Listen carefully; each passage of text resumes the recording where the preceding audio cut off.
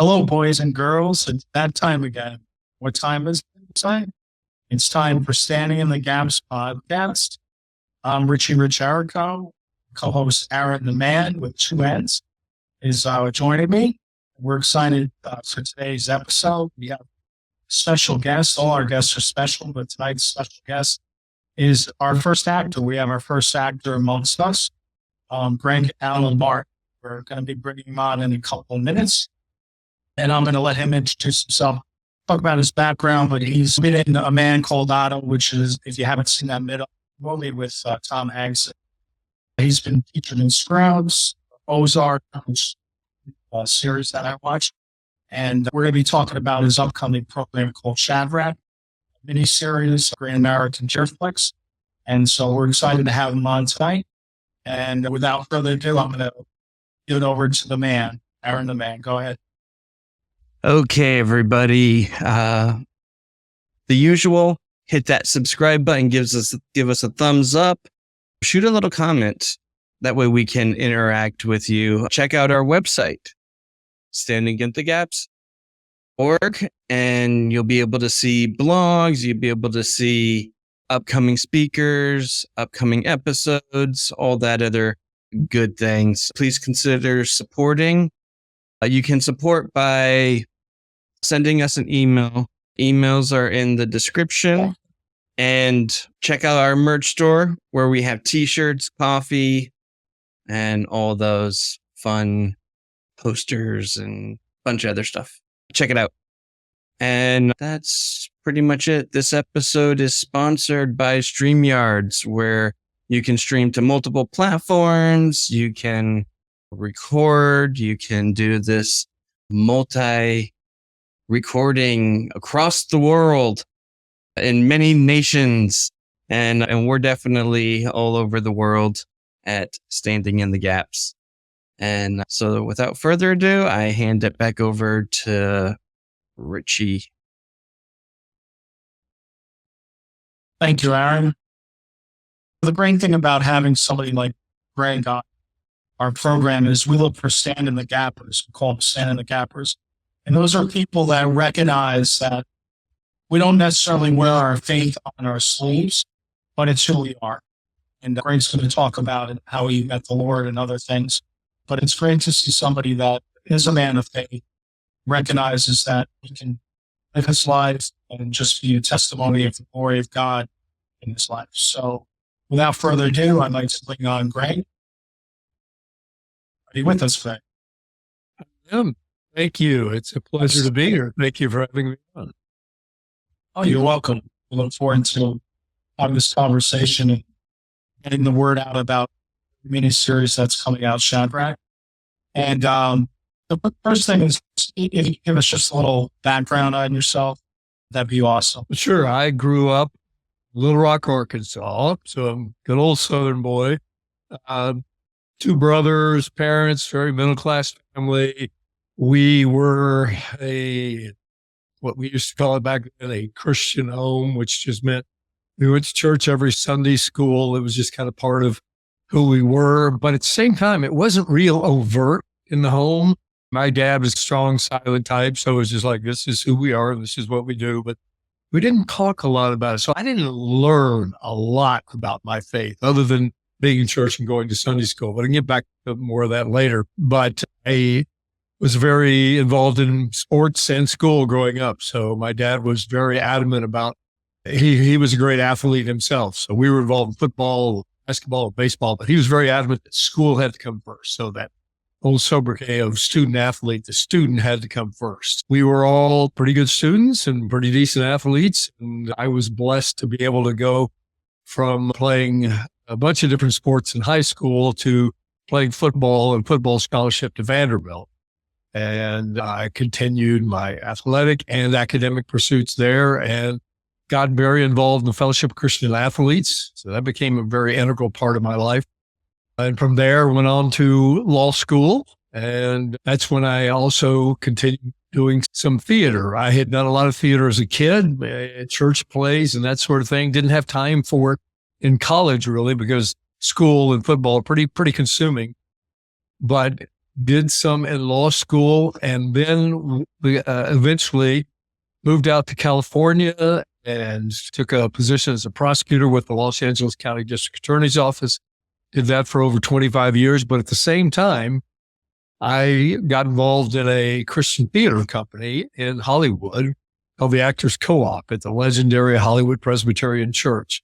And it wasn't just a church theater company. This was a professional theater company. We had 2 theaters. We did excellent productions. And I did, like I said, 25 different plays with them over the years while I was a DA. So it's always been a vocation of being an attorney with this avocation of theater, and got to do some film and TV along the way. I retired a couple of years ago from the DA's office, well, with the desire. It's not why I retired, but when I retired, I had the desire to do more acting. And shortly after that, the opportunity to be involved in this wonderful project called Shadrach came along. So that has just been released on Pure Flix, and I'm very excited. It wasn't really a transition for me because I had always done both simultaneously. Obviously, being a full-time DA, that's a pretty consuming job. So I didn't have the time to pursue it as much as I would have liked to, but I was so blessed to be a part of this theater company. I've always been in both worlds, and there are definitely some similarities. Sometimes I feel like trial attorneys are all frustrated actors at heart. They love being up and being in front of people and performing in front of a jury. In fact, I used to joke that the reason I had to do theater at night after being a trial attorney during a day was just that 12 people for an audience just wasn't enough for my ego. That's why I went to theater. But the transition, to the extent that there was any real shift, was the fact that I did retire from the DA's office. And it was a good time to retire for a number of reasons, family and what was going on in the DA's office. But it's been a real joy to now give myself more fully to this passion that I've had basically my entire life. That's excellent.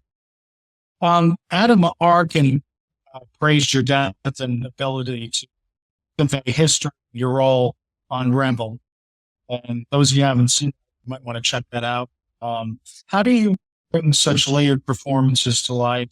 And does your background in theater play a significant role in this? Sure, absolutely. And theater is the best training ground for acting. And I'm not sure there's any actor who wouldn't agree with that. The need to be so present at every moment because it's live, because you've got an audience there. And audiences, both in theater and in film and TV, they know when you're not being honest. They can tell. Even people who know nothing about acting will go, yeah, that just didn't seem real believable if you're not there. So yeah, theater is an excellent training ground for that. But in terms of something like Rebel, there are things that you don't have life experiences for. It's wonderful when you have the experience in your life that you can draw on, that can inform a character. But oftentimes you don't. And that's when you just have to rely upon your training and your instincts, and just being able to tap into what's real about a character. Because that particular character was a guy who was dying from cancer and who was pretty much bedridden. So that was new and different for me. But it's always so much fun to play so many different characters. That's what I love about acting. It's playtime. That's great. Can I have? Yeah. So let's talk about some of these other films that you've done. Like, I absolutely loved A Man Called Otto, and to see you in there was amazing. Tell us more about that and a few other sets that you've been on, and then maybe towards the end talk about when they turned you into a video game, which was really cool. Look, yeah, that's great. In terms of A Man Called Otto, I remember when I first got that audition, I was so excited about it because that's based upon one of my favorite books of all time, which I had read a year or two before, maybe further, before the movie came out, before that audition came about. It's called A Man Called Otto, OVE, a Swedish book by a fabulous author by the name of Frederick Backman. So I just love the book. So I was so excited to be a part of that and to be involved in any way, shape, or form. I'm so happy that Tom Hanks was doing it.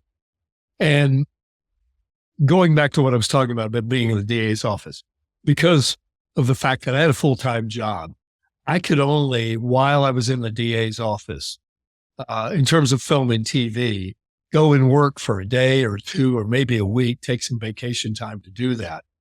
So that's what a lot of the roles that I did were. They were just smaller, shorter roles that I was able to come in and come out and do. So that's both a blessing and it's a double-edged sword, I guess is the best way to put that, because it's good. I can take time off work, go do that, come back to my real world jobs, so to speak. But the downside of that is you don't get to spend as much time on the set really getting to know people. My scene in that movie was a lot of the movie is told in flashback when the Tom Hanks character is a younger man and he's first meeting his girlfriend. I played the father of his girlfriend at that time, who she brings the young Tom Hanks character home to meet him on his farm. Unfortunately, most of that got cut from the movie, which often happens, especially in terms of flashbacks. But I had two very nice scenes with the character of him younger, who was played actually by Tom Hanks' son, which was pretty cool. But I did get to meet Tom, and it's wonderful when you meet an actor and they're just either what you expect or what you hope they are. He was such a nice, engaging, just a really sweet man, which is exactly what you'd expect. And also the other funny thing is I talked to his wife, Rita, and she had told me that she's the one who read that book, fell in love with it herself and said, Tom, you got to do this. So I'm so glad he did. It's a wonderful movie. And going to the Madden NFL, that was such a kick. I'd never done a video game before. I got to do 2 seasons of it. And the technology in those video games is astounding. And it just grows by leaps and bounds. So one season I did it. I came in and they had me sitting in a studio. And they had a bank of about 30 cameras all firing all around me as they told me to do 20 or 30 different expressions. They take that and build a character out of it. And then when I actually did the scene, I was just standing alone in a room with the camera and crew reading my lines. And so they build that whole thing. Now, flash forward to the next year, I went in, they fit me in this bodysuit, and people have probably seen this if you've seen shows about how they made like Planet of the Apes, and they have these little light diodes all over it, and you're in a big room with cameras everywhere, and they have a framework of a set, just plywood and maybe a chair here or there. And so you walk through it, you're actually doing the scene. And once again, they create the entire world. It's amazing technology. The Madden sets or the video game sets, were those just like a day trip? Or was that a couple days? Yeah, they were just a day or two each time. Okay. Very cool. Now, when you were a lawyer and also acting now, did you find any, or also probably when you were in law school, did you find any trouble with your faith in law school and doing the stuff as a lawyer in the courtroom and then also on set? Was there issues with you like portraying Jesus shining and then having the opportunity to share the love of God to people? Yeah. The simple answer is no. I've never encountered any resistance to that. Now, I'm not someone who goes in proselytizing or saying, hey, can I tell you about Jesus? I just believe more in just living that within yourself and letting that light shine, as the Bible says. So interestingly, in law school, as I'd mentioned earlier, when I grew up, there wasn't a lot of overt teaching in the home about faith and what the gospel really meant. It was just what I picked up in Sunday school and young life, and then fellowship of Christian athletes. And that's not to say that my faith wasn't very important to me. It was, but I realized when I got to law school that it was an uninformed faith in a lot of ways. And here's why. When I got to law school, I was surrounded by the smartest people I had ever met. And it was a different time, of course. This was back in the 80s when I was in law school. Now it seems, we all see this on TV. The world is so divided. And especially on college campuses, there's just so much division and hatred and intolerance and that sort of thing. And Christians bear the brunt of a lot of that people are just not tolerant of people who are outspoken about their faith. But I didn't encounter any of that. I had a group of really close 15 or 20 friends, as you do when you get to school. You just bond with a group of people. And the people that I got to be close with, they knew I was a Christian. Again, not because I was tremendously outspoken about it. They knew. And instead of either belittling that or making fun of it or being derisive about it, they were more curious because these were people, most part, there were certainly Christians on campus, and we had a little Christian society that met. But most of my close friends were not. And they would just ask me about it, going, why do you believe this? Where's this coming from? And what it caused me to do was to think, wow, do I believe this just because it's what I grew up with? Because my parents took me to church? Is this just a cultural belief I have? And it forced me to go, all right, I need to really delve into this more and do some more study and explore whether or not this faith is real, and even more appropriate, whether or not this faith is true. So I did. I started reading a lot of Josh McDowell, Evidence of Man's Verdict, a number of other apologetics books, and just studying more and talking to more and listening to great teachers. And the wonderful thing, and the ironic thing, that in this elite law school environment, my faith became much more grounded and solid, because now for the first time I went, this is not just something that I believe, it's something that I also know is true. So I became convinced that there was no conflict whatsoever between faith and reason. And when you're in a place like law school, where it's all about reason, and analysis, and thinking, and that sort of thing, to have that firm foundation that my faith is not at all inconsistent with reason was a huge thing for me. And it's continued to grow ever since. And that faith and that belief in the reason and the truth of Christianity has never been shaken ever since. Yeah, that's cool. I know that scientists are coming to Christ in heaps because they are searching for the truth, and it's pointing to Jesus. And I think the same thing with a lawyer that had a career of seeking the truth in whatever situation would line up and lead to Christ.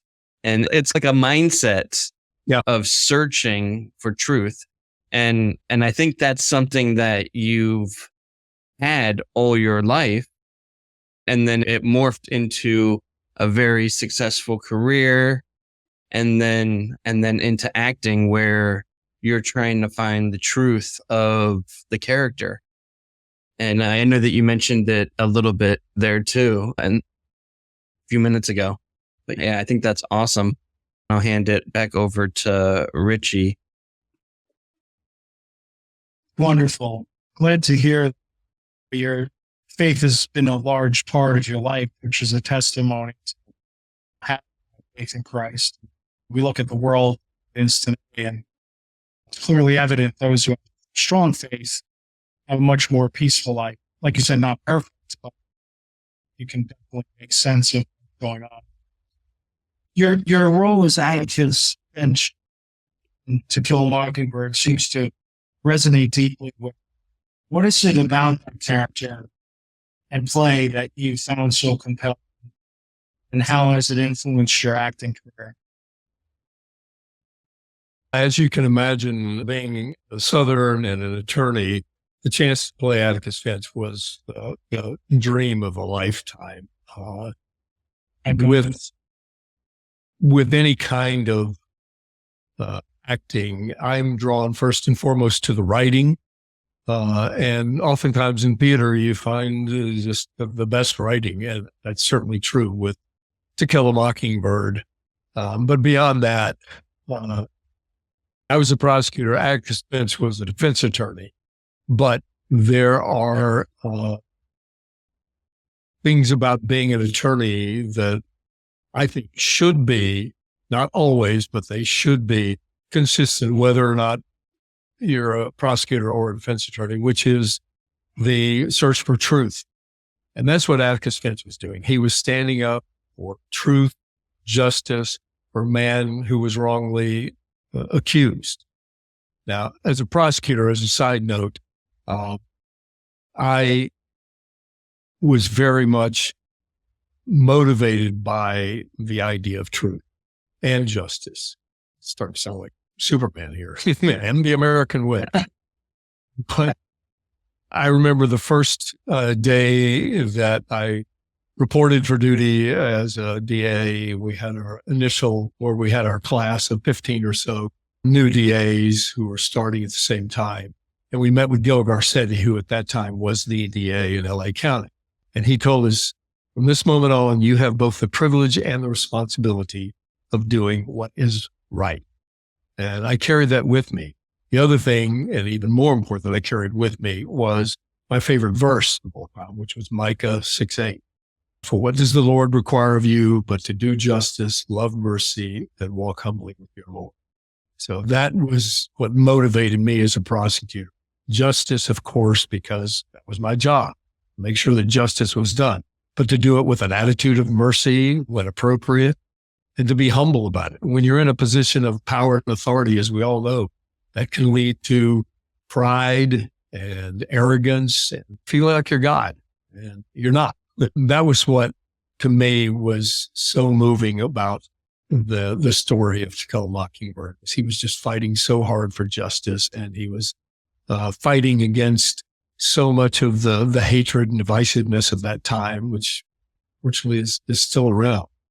And that's true with every character. You have to tap into what moves them, what motivates them, what drives them, and what they are most passionate about. When you can tap into that, it becomes much easier to play a character.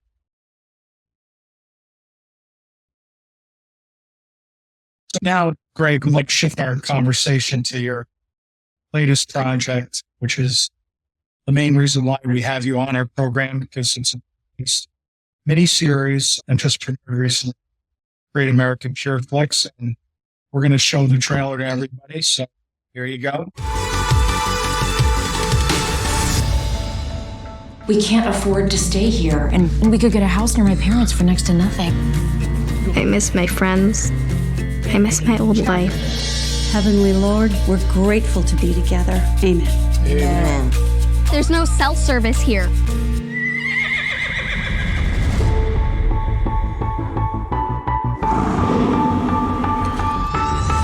Will you look at that? We got ourselves a fine-looking horse in the yard. I like animals. You like videos of animals. Come on out, kids. What's Shadrach doing here? Your papa bought him for you and Michael. Who's ready to ride a horse? We are. I want to go searching for artifacts. Well, I can't wait to hear what you discover. The power of faith had just begun to take us places. Yeah! And a new life of adventure for all of us.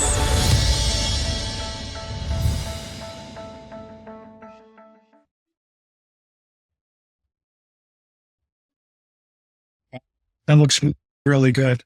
I'm looking forward to seeing the series myself. And what can you tell us about your the character you're portraying? Paw, right? That's the name of the character? Yeah. Now, are you a Paw? I am not. I am not a grandfather yet. I have two boys, but not a grandfather yet. And it took me a while, as much as I loved this script when I saw it and loved the character, it took me a while to adjust to the fact that I was old enough to play a character named Paw Paw. Talk about humbling, right? How did you prepare for the role of the rugged rancher? Going back to the series first, just where it came from and how the audition came to me. This is a Sony Affirm Originals production. Affirm is the faith-based arm of Sony, our subdivision, more accurately. And I believe this is the fourth original series that Great American Pure Flix has done this year. And as you mentioned, you said the faith-based, but you mentioned something earlier about not wearing your faith on your sleeve. I think that's true about this series too.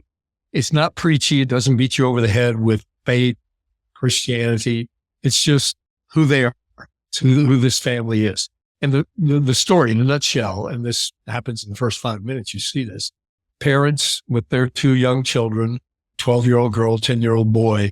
The dad loses his job and they are forced to move from the big city to the country to live with Paw Paw and Graham while they try to figure out what they're going to do with life and renovate a new home, this sort of, and for the dad to try to find work. It's all about change and how hard change can be and having to adjust and accept. And you can imagine, especially for the kids, especially 12-year-old Anna, who is played by a wonderful young actress by the name of Livy Birch. And she's just tremendous. And she carries the show. She has to. She and the horse are the heart and soul show.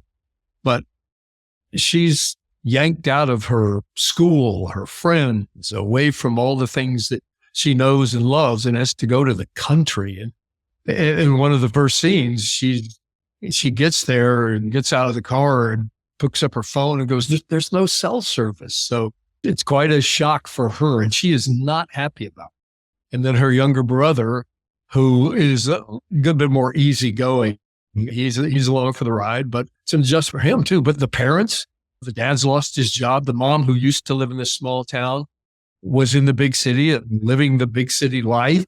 And now she's yanked back to where she grew up, so feeling like a failure there. And for the grandparents, they've been living a comfortable life as on this farm, and now all of a sudden they've got 4 people living in their household. So you get 3 generations thrown together. And that's why I say this is a great show for the entire family, because you have 3 generations who are portrayed here. And in terms of my character, it was great because I'm not a grandfather yet, but just the idea of I've got kids, but they're grown and they've left the nest a long time ago. So the idea of playing a character where you get to enjoy your kids coming back, you get to enjoy being around grandkids, because with most grandparents, I assume that you only get to see them every once in a while. But this is a wonderful story about just embracing what's simple in life and slowing down and appreciating and valuing each other and what each generation has to offer. Sounds great. What do you hope viewers take away from the series in terms of their own faith? What do you hope viewers take? Again, the story is about faith. It's about new beginnings. It's about hope. And as I say those things, I don't want to give the impression that, again, this is a preachy series or that it's saccharine and squeaky clean. It's not. There's a lot of drama that goes on, and there's at least one episode where every member of the 3 generations, keeping secrets from each other and how they have to come to terms with that. And there's drama with the mean neighbor, and there's some excitement and danger involved with the horse that Anna becomes friends with. So there's a lot going on in the series. So don't think it's just something that is only for kids and only for preaching to the choir. That's not. It's a good series. Yes, it's wholesome. Yes, it's uplifting and hopefully inspiring, but it's just enjoyable. And there's a lot of humor in it too. And on that note, I want to mention one thing I didn't mention earlier about the young boy who plays Michael and Kale Farron, who plays him,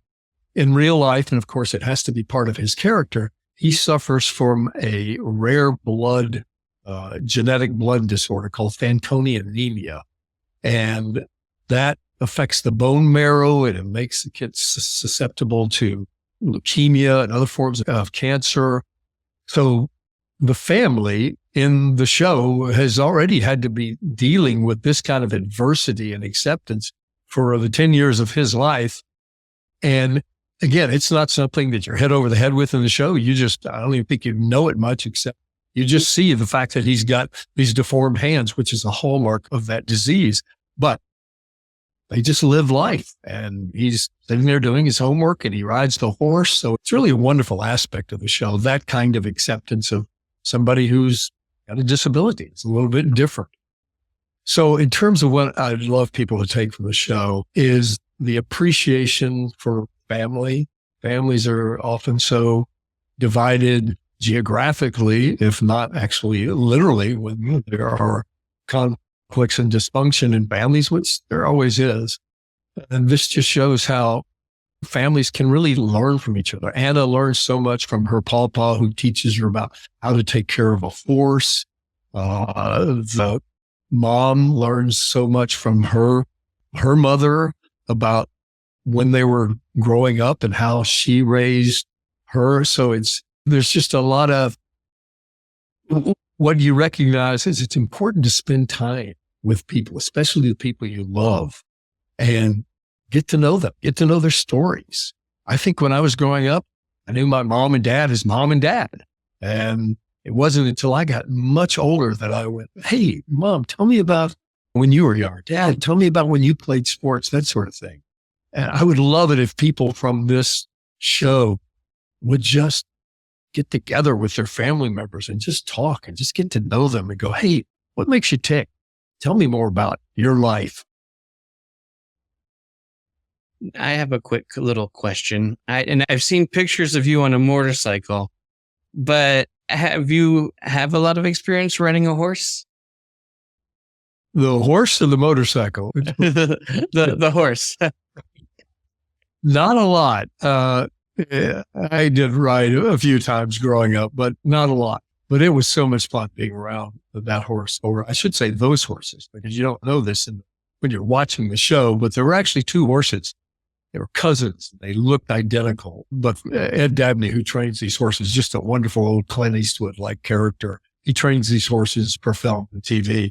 And they had two very different personalities. And they would use whichever horse was appropriate for whatever scene was going on. There are some scenes where the horse needs to be more skittish and moving around, even rearing up, that sort of thing. So one horse was used for that.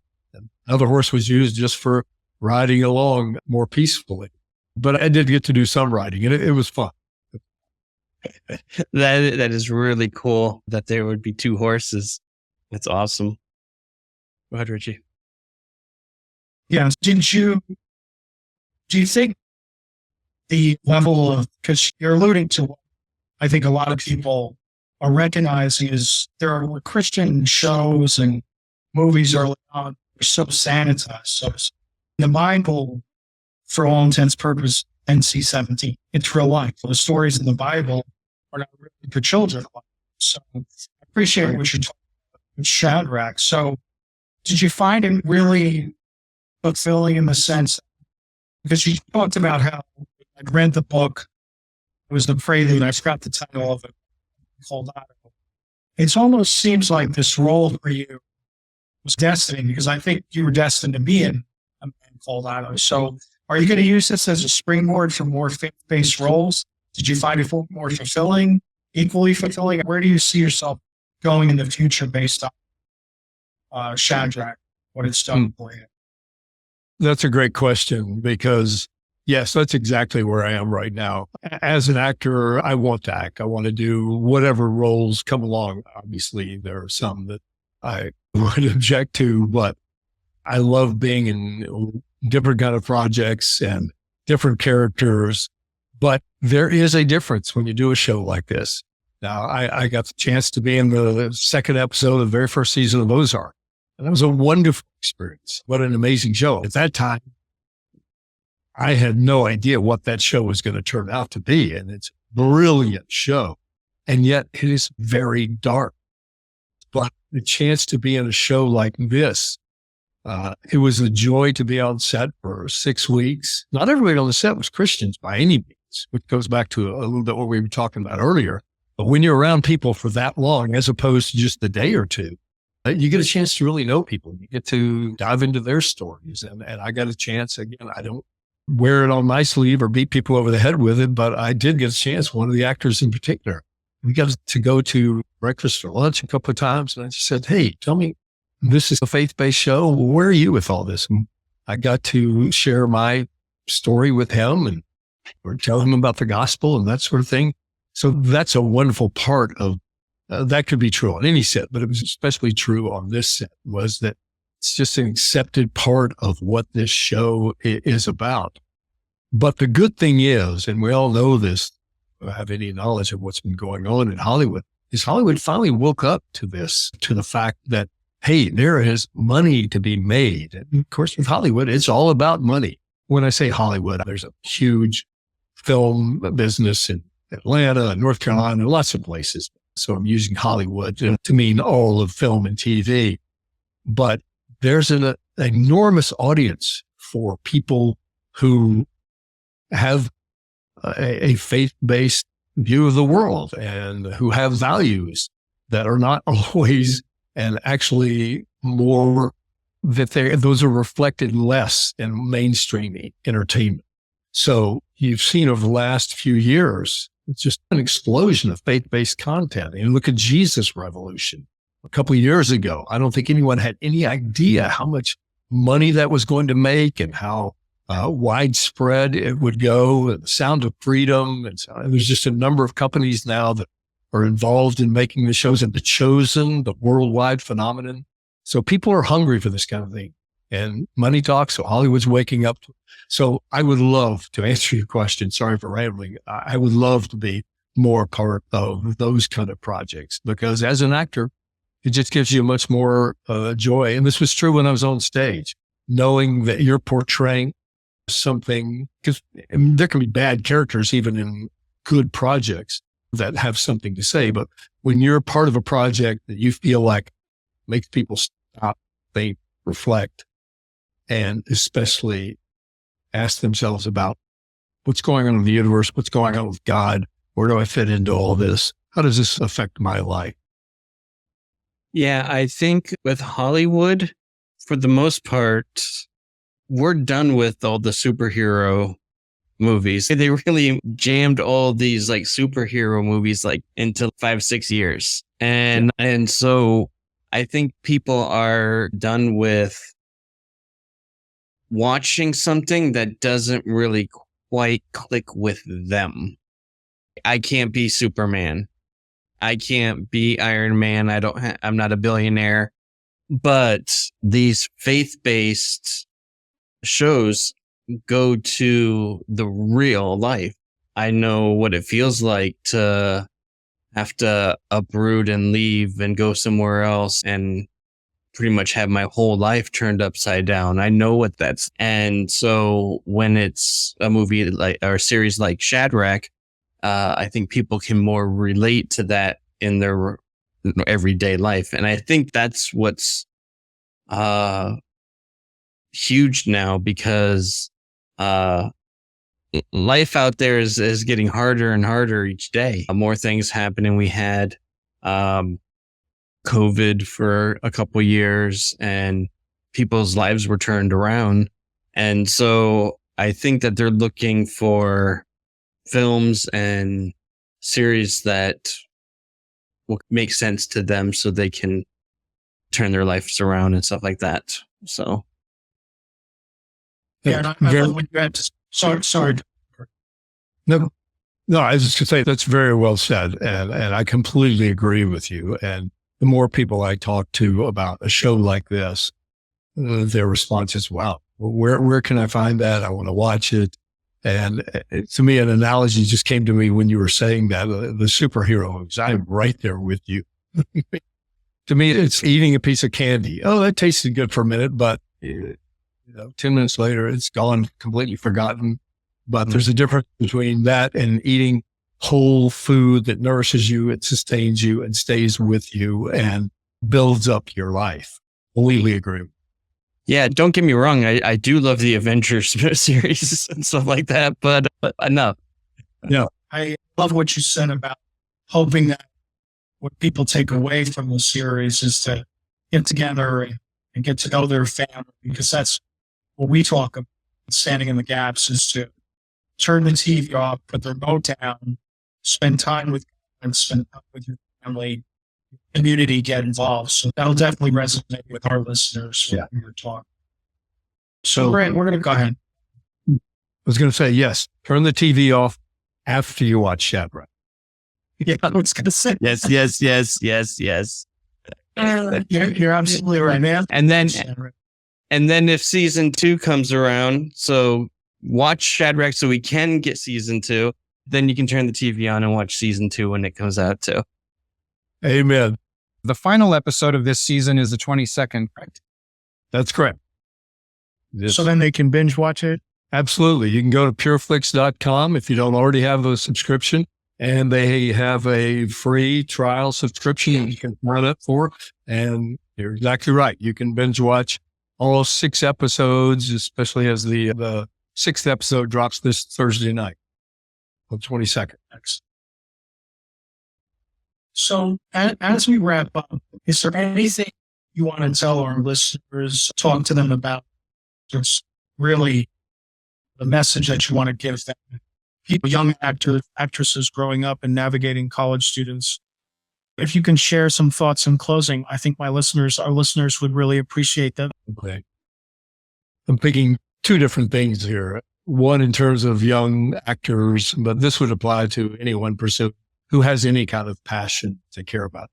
Yeah, I would say, yes, go for it. Pursue it with all your heart. If it's something you feel like God has given you a desire for, a passion for, then go for it. And there can be a lot of joy that comes from it.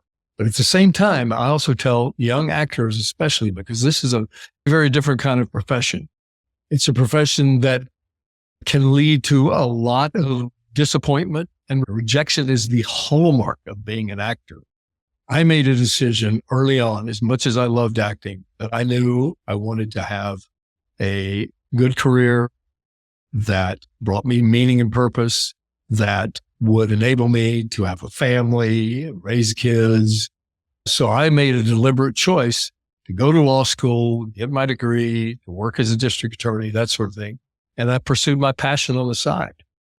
I've met a lot of actors along the way who didn't do that, who just thought, this is it. This is all I want to do. And sometimes that works out, but it is a very small percentage. We all see so many actors on film and TV, and we must think, oh, there's work for everybody. There's not. A percentage of people in the union, and not every actor is in the union by any means, but the percentage of people that are in the union who make more than, I think, $10,000 a year is like maybe 10%. It's a very difficult profession. So my advice is always find something else to do, gives you purpose, and that can sustain you. And then if you get a chance to do this and it works for you, great. But if not, you can always do theater on the side. You can always find other ways to be creative.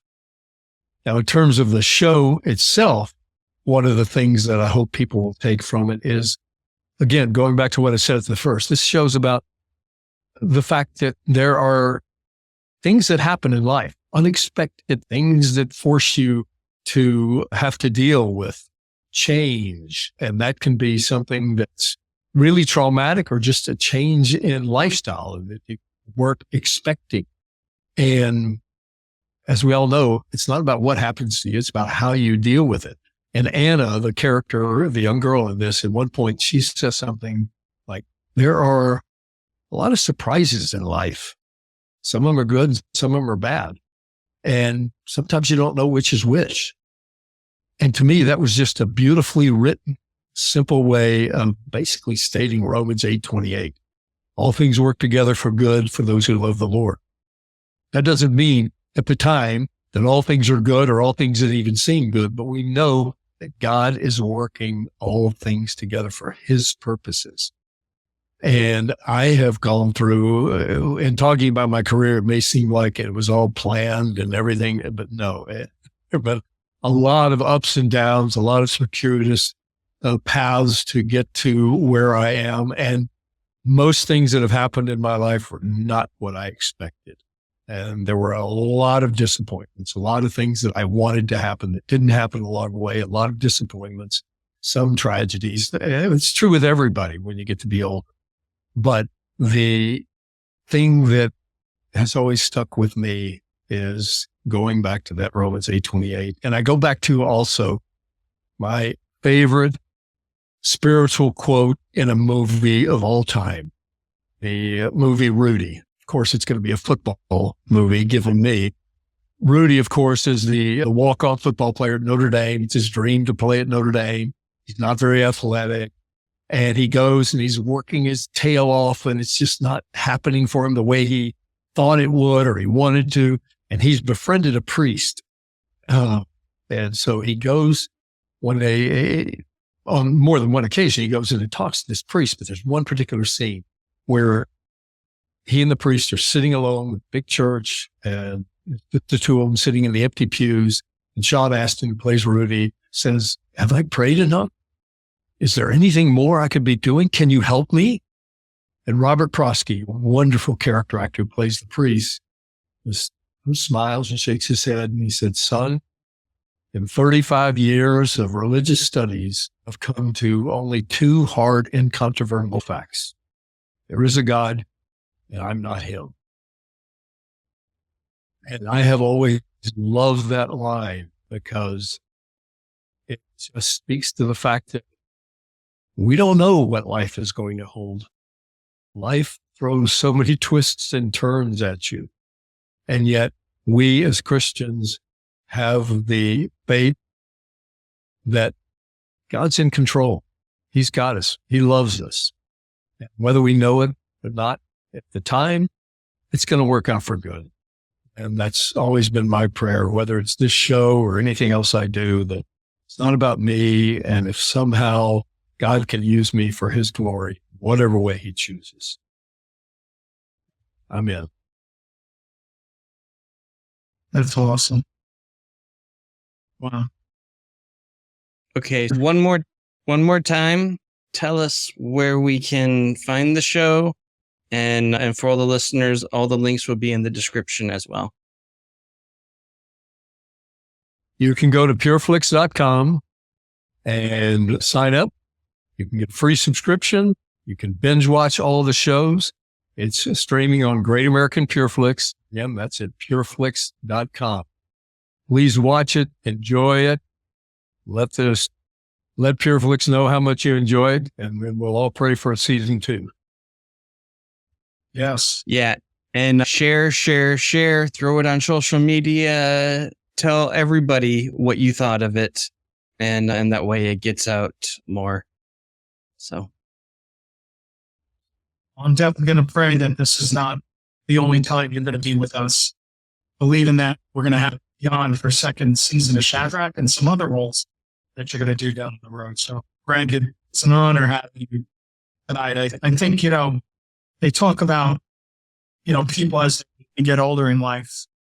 If you really study about it, I'm sure you're a reader, you're probably aware of this, but most men and women do their greatest accomplishments when they're above the age of 70. So you got a lot more years ahead of you, buddy.